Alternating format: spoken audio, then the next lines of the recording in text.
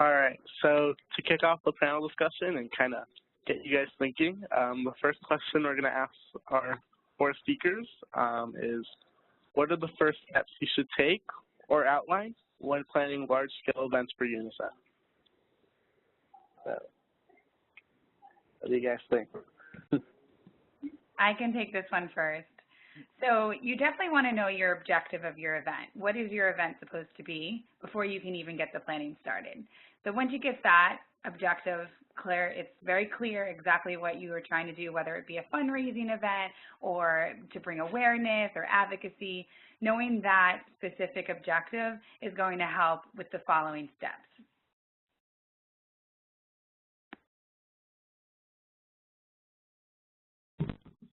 Yeah, awesome. And building upon that, thank you, Gabby, for sharing that. And that is like step 1, guys. And I think that all of our teams do that. And then I think that additionally to building the objective, it's also being realistic with what your resources are, who you are, where you are. You know, there's a difference between, for example, when our team plans an event and when Gabby's team plans an event, because Gabby's team has a lot more experience and knowledge in doing this, and also resources versus our team that works very differently. So I think it's like being realistic on how you're planning the event is very important. So once you've identified that objective, as Gabby was saying, what is it that you're trying to get out of, then how does it relate to the reality of where we are and who we are? Yes, agreed. And to piggyback on that, it's also important not to have too many objectives. You want to be very clear. You don't want to confuse your audience. If there's too much going on, you're literally losing them, so it's not effective. So you want to have a very clear objective, and then you can have small sub-objectives throughout your event or your campaign that you're doing. But you want to be very clear and focused of what you are trying to achieve, and this will also help you measure your success at the end of the event as well. But once you get that objective, the next thing is your timeline and going from there. I agree with Laura and Gabrielle, and I think that, you know, once you do have a clear idea of what, first of all, what the goal of your event is and what the steps are in order to get to your end goal, it's very easy from that point on to delegate, because that's something that a lot of clubs, and at least I had a hard time doing. So once you're able to really, you know, step by step be like, all right, this is what I have to do to get to point B, and that's when it's very easy to realize how many people you're going to need to have on deck helping you out, and where do you really need and to delegate and how to make that happen. So, yeah.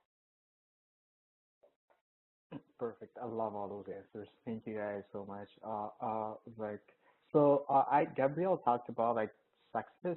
So the next question and that will be, how do you measure success when planning a future event for a great cause? Like, is there like any way you can measure the success? Like you talked about success, so like any tips on that or any ideas on that? I don't know.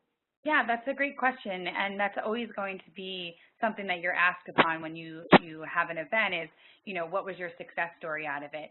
And I think it's very quick and easy for us to turn around and say, well, we raised X amount of dollars and that's what the success. But fundraising is not always the success story. There could be, we reached X amount of new donors, or we reached X amount of new students that signed up for our program, or we got, you know, over 1 million media impressions on social media. So there's very different types of success stories, and it really is going to focus on what your objective is. So if your objective is to raise money, then your success story is we raise X amount of dollars.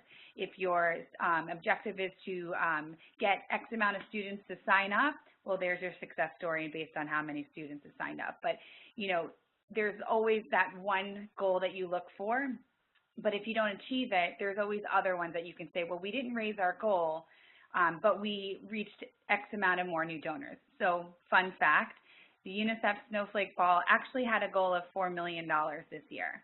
We only raised $3.7 million. That's still a lot of money, but we missed our goal by a little bit. But we were able to reach over 100 new donors through this event. We got so many media impressions, so we still have that success story, even though we didn't reach our goal. So it's not always about reaching the main goal. It's also having some sub-success stories to fall back on as well. Amazing. I love that. I will add on to that as well. I think it kind of goes back to what we were talking about in the last question with thinking realistically. And before your event even starts, setting realistic goals for yourself that are actually obtainable. So for a specific club event, $4 million might not be realistic for your club. Maybe it is. If it is, I love your club. It's probably not going to be super realistic. So make sure you take those things into consideration and say, hey, we're going to have a bake sale. A realistic goal for us might be $100. And then when you set those obtainable, realistic goals, I think it gives you a lot better chance of actually being able to obtain those. If you have a club that's raising $4 million, let us know. We will send the whole special events team there to help you. I will come here personally. Yes. Well said, Jake. I just want to throw in a couple more points about that. You know, it's always quick and easy to say we're going to raise, you know, the most money that we possibly can think of, but, you know, it is important to be realistic because you don't want to set yourself up for failure. But you also have to do a lot of research. So research is one of the biggest parts of our jobs before we even get started. As we're developing what our objective is, we have to do that research to see, has this been done before? If it has, what's their success stories that they've done? Who was their audience? You know, what kind of events, what kind of things did they do at their events? So research is really going to be a key in helping you to set realistic goals. Thank you for that, Gabrielle. Thanks, Jake. Thanks, Laura. And Monica, do you have anything to say? Or I was just going to say, I think those are all really great points, and it's very important to be able to measure success in terms of like numbers and things that are very just clear. But what's really cool is that there's ways as well where it becomes harder to measure success. Like it's very hard, for example, to like if you inspire some of your club members, like it's very hard to determine, you know, how to measure that kind of success, but that's still really valuable success. And that's a great success story for your club as well. You know, if you held an event and maybe you did not gain as many, you know, admission as you wanted to, or just things like that, but still you felt like the people that were there had a very meaningful experience, I think that still qualifies as a successful event. Great. Thanks for that, Monica. All right. So let's see. So we're actually going to move forward with a question that one of our participants said. And it is, what are some events for advocacy and awareness that we can have?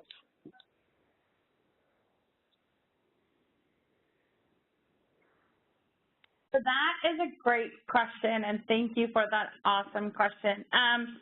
So I think that understanding advocacy for what it is, and we're going to have another session completely dedicated to advocacy, so I don't want to go too in-depth into this.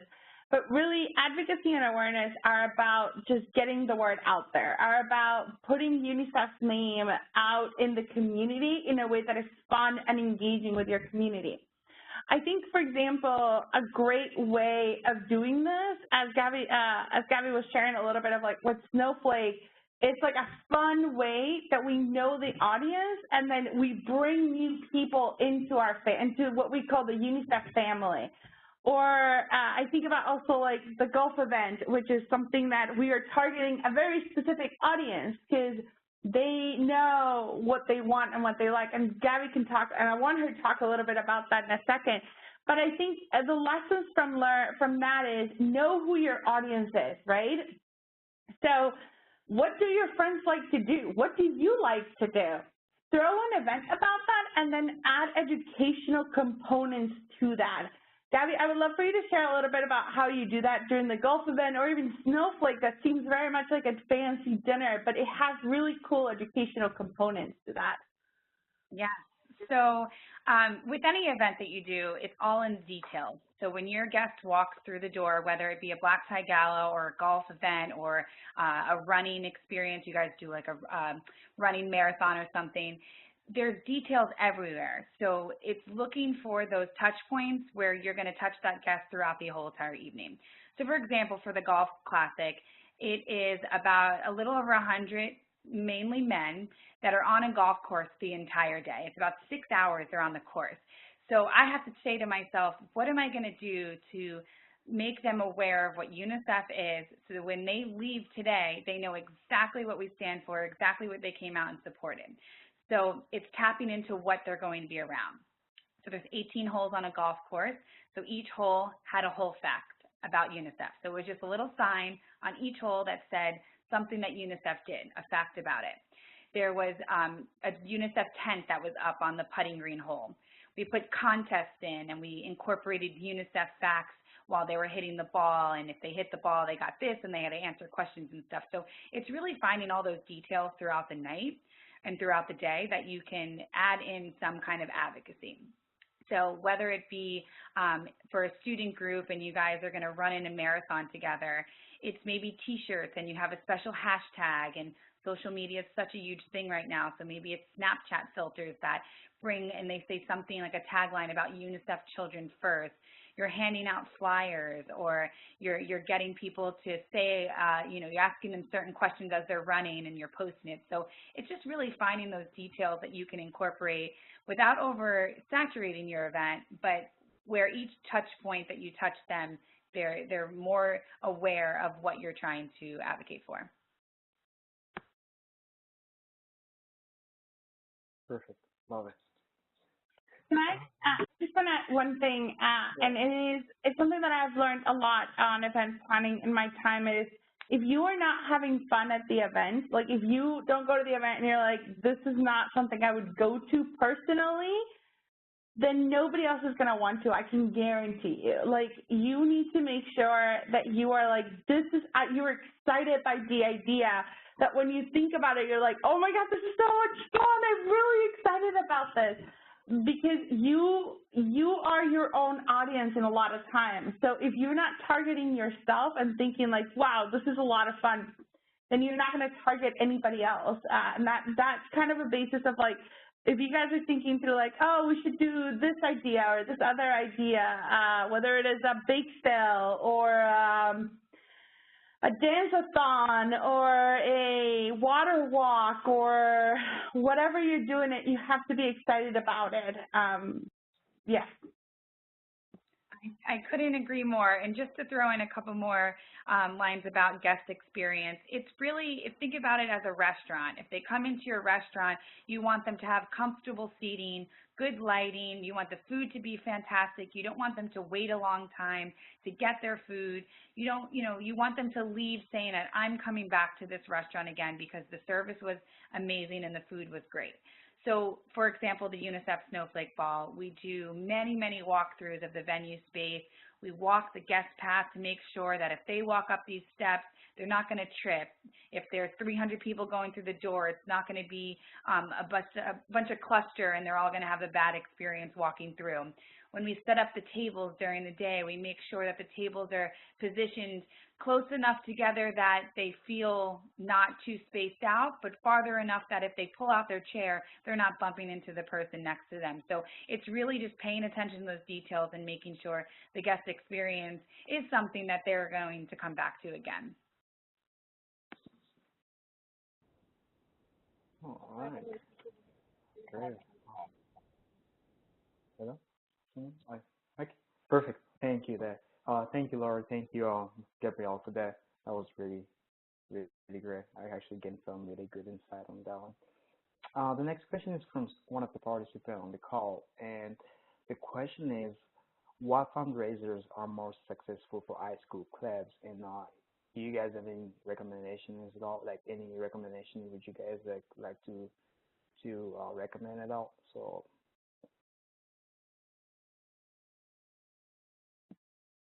I'm happy to jump in with my 2 cents of that, but Yeah. I think it's really what are your students interested in? If your students love Soul Cycle, then throw some Soul Cycle events. If they're really into sports or they're really into they want to have like a small little banquet event, they want to do a dance-a-thon. So it's really tapping into what the interests are.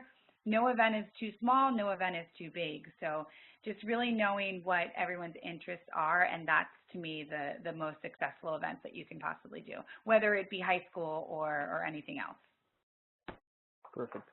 I agree with Gabrielle, absolutely. I think that another important thing is that every school is different, so I find that when I meet other UNICEF club members around the country, we all have very different successful events because our schools are very different and the interests of the students that go to our schools are very different, but you always see very common trends. So even though, for example, at my school at Fordham, we have a lot of students who are very interested in performing arts, and I think that's just because of the fact that we're in New York City and that attracts a certain demographic of people who are interested in that. Even though that's what most people are interested in, you still have, the common thing that's common across all schools, that Laura mentioned, is that people want to have a good time. So how do you, number one, recognize what's really special about your school, and then number two, program around that. So, we do a big concert, and that's going to happen tomorrow, and it's called a Unity Concert, and we invite all of the performing groups at Fordham, and so we do this huge benefit concert, and it's so fun, and the attendance is always great, and we fundraise a lot. So that's something that's really successful for us. I mean, UNICEF has a lot of different key fundraising points throughout the year, and Trick or Treat for UNICEF is a very popular one that I'm sure you're all very used to hearing about at this point. But that's a great one to fundraise around, and you can be really creative with that. Thanks, Monica. Jake and Laura, do you guys have anything to say? Yeah, I would love to jump in here. Okay, so successful events that we see a lot of concerts. People like to throw talent shows and fill in the blank concert type, whether it is a battle of the bands, talent show, concert night, choir concert, music. I think a lot of people find music entertaining. We also see very successful partnerships of people collaborating to do like prom/gala/dinner/banquet type event. And especially we see that very successfully in collaborations where a UNICEF club gets together with the Spanish club and the Model UN club and the, fill in the blank club in your school, and like 4 or 5 clubs get together and they create this gala type event in their school, and then they split the fundraising money or they send all the money to UNICEF depending on kind of how they work. We know of a couple of schools that have actually kind of taken on the UNICEF snowflake kind of theme on, and they throw like Syracuse throws a snowflake gala in their school, and so does Baruch University. So does like 6 or 7 high schools in San Francisco work together to create one for all those UNICEF clubs in those 6 or 7 high schools work together to create one, which is a lot of fun. We also see a lot of movie screenings and discussions happening. We see a lot of candy sales and bake sales that happened. I'm trying to think of other events that we see that are kind of themes. I mean, one of the things that I would add, it's not so much what we would see in particular, but I really encourage students just to use their creativity and think about what's popular right now that would be intriguing for people, that it would catch their eye when they see a poster and be like, oh, wow, that's a really cool idea. So, for example, when I was in high school, there was 2 events that we did that were super successful. One was we did like a mock Amazing Race. That TV show was super popular when I was in high school. And so we have people like going around the school and completing different tasks. So they were like carry water, what you would if you were in a developing country. And you would do different tasks like that, just like they would do on The Amazing Race. Another example is iPods were really popular when I was in high school. And so we did an iDance, and we told everyone, bring your iPod. We'll have music playing, but we encourage you to listen to your own music and have like a silent disco kind of theme where everyone was kind of dancing to their own music, and you saw friends like putting on the same song on their iPods and dancing together so that only they knew that they were dancing like to the same song and no one else really knew what they were dancing to. And that was a cool event. That was something different, something really intriguing, something that really caught their eyes, and they want to try that out. So things like that, just think about what's relevant, what's really cool right now, and use your creativity to create an event out of that. Yeah. Perfect. Thanks, Jake. Thanks for that. And I don't know, Omer, you're gonna get the next question. Sure. Thanks, Lita. Thank you all for sharing your ideas. Jake, that definitely was different. So, Cynthia, to kind of wrap it up a bit, Cynthia said, how can we continue getting involved with UNICEF events, for example, advocacy, fundraising, etc., even after high school and college? Yes. So there's a really cool program called Nextgen, and I'm going to let Gabby, because she works with them a lot closer than I do, tell you guys about that. Go for it, Gabby. Thanks. So Nextgen is a really great program, and a lot of organizations actually has a Nextgen group. And what it is, it's a membership-based group. It's from about right out of college to mid-30s, and they do all kinds of events. They get together, they throw dinner parties, and they raise money for UNICEF, or they raise awareness. Depending on what membership type you have, you get the opportunity to go on field visits with UNICEF. So they just recently went to Jamaica together, and they saw some of the UNICEF programs at first glance, and then they were able to come back and raise money. We personally, on my team, we have a Nextgen component for all of our events, whether it be Nextgen hosting the after party. So for example, the UNICEF Snowflake Ball, the after party is called the Nextgen Party. So it's hosted by the Nextgen membership. It's all the Nextgen. It's a discounted rate to come. They get discounted tickets to come to the gala. So it's just a really cool way to get with a group of people. And these people are successful, up-and-coming professionals in the industries today. So they're just a really great networking opportunity as well, aside from being with a group. Now, other ways you can get involved with events after you graduate, you can make it your career like I did, or you can do things like get involved with the Nextgen group or volunteer your time for other organizations that have events. All right, thank you so much, Gabrielle. Unless someone has something else to say, I'm gonna go ahead and proceed to our last question. Anyone? Monica, Laura, Jake? No. All right, perfect.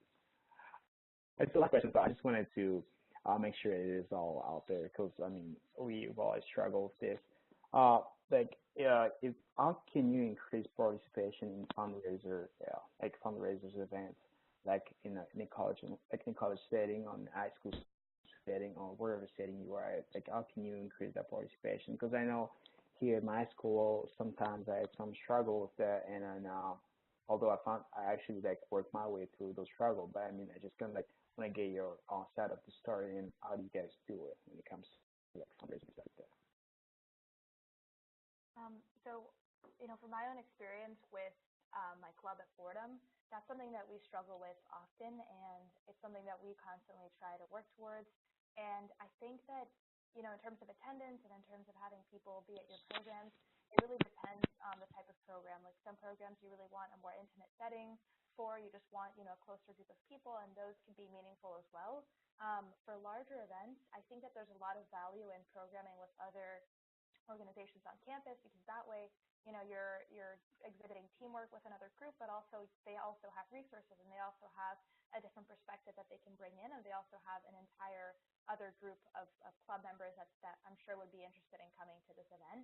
So, partnering is always great, but I think that Jake and Laura and Gabby all really did a good job at explaining that you do have to be very relevant, and you have to make sure that you're putting on an event that people would be interested in going to. So, advertising is great, but advertising needs to be effective, and it really needs to be fun, and it needs to reach people, and so that's something to consider as well. Thanks, Monica. That's great. I agree with Monica, and just to share a little bit more, you know, it really goes back to what was your objective? Is it relevant? Is it the right objective for the right audience?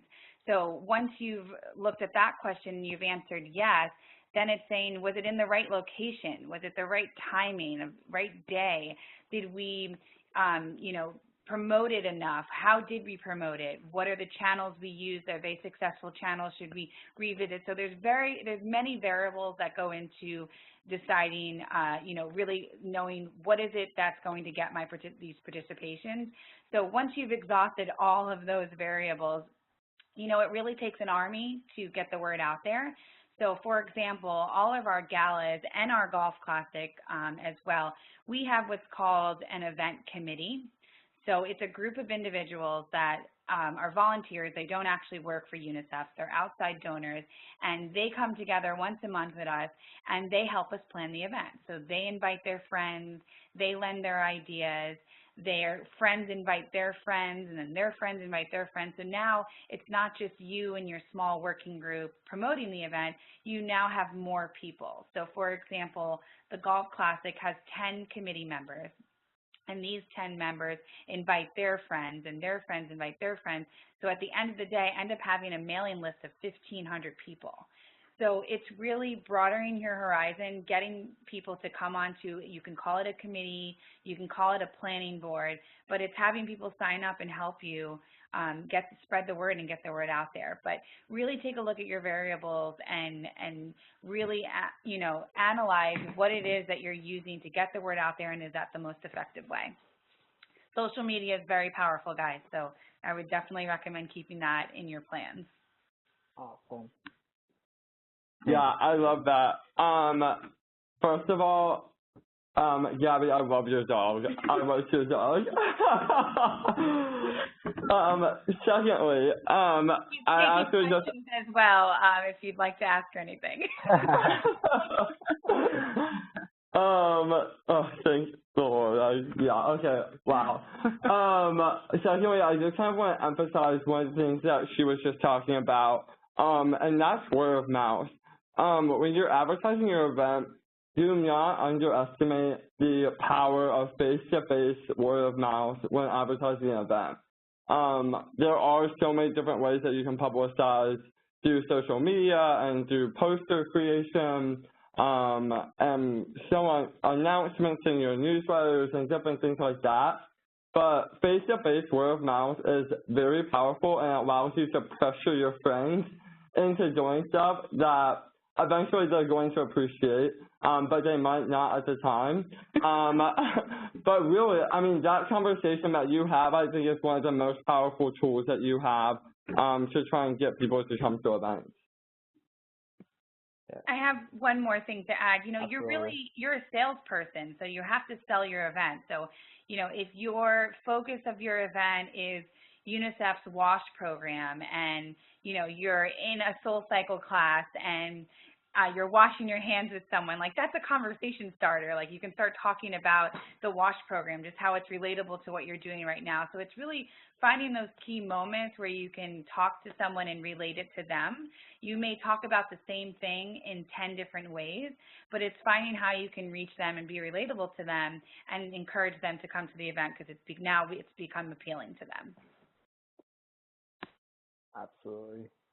I just kind of like the fact that you guys talked about the timing, Gabrielle, like what the timing is really, because sometimes I know here in Iowa it's like really cold sometimes, and when you plan events you don't take the weather, you actually put the weather into consideration, and then you just get out there. It's really, really cold, and you can just like kind of like, you know, have people out there and just kind of like, you know, doing events for UNICEF. Because I remember last trick-or-treating time we had an event plan. We had like gonna sit in front of the library and just gonna get people interested, not asking for money, but just spreading the word about trick-or-treating. But then he ended up being like in the negative and something like that. So I couldn't let my officers go out there and sit for like an entire 2 or 3 hours and just talking to people, and plus people were just going by, right? Going to the library because it was cold outside. So I think like the idea about like putting the circumstances in consideration, like weather and like some things that might be not considered or factoring into the whole event planning community or situation. So. That just goes back to research and details, making sure you do your research, you do your walkthroughs, you put yourself in the guest's shoes and see what are they going to experience. And if I feel cold, they're going to be cold. If I feel crammed, they're going to feel crammed. So it's really just doing that research. You know, and when it comes to timeline, it takes us a year to plan a fundraising gala with about 800 people, but the Golf Classic takes about 6 months to do. So it just depends on the scale of the event. I mean, you can really pull off an event in about a month, but you want to leave yourself at least 4 weeks just to get the word out there before you actually have the event. Right. Thank you for that, Gabrielle. Thanks, Laura and Jake. Thanks, Monica. That was really awesome. I loved you guys and all your answers. I think I'm going to start putting that in perspective from now on. So thank you very much, and